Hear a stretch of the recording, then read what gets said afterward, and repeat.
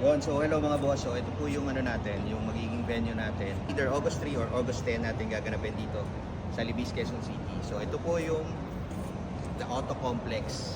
The Auto Complex, yung kalawak po yan. No? So itong The Auto Complex, it's a one-stop shop. So pinakamalaki po itong one-stop shop dito sa QC.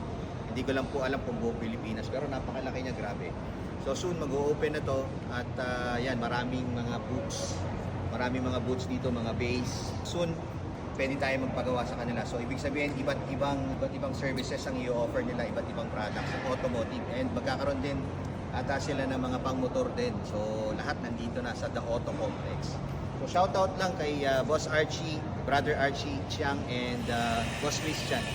So, thank you po so much for accommodating us. So, dito po tayo magse-celebrate ng UCCP 9th year anniversary. So kita-kits po tayo dito. August 3 or August 10 po. Abangan nyo na lang po yung aming mga announcements. Thank you so much.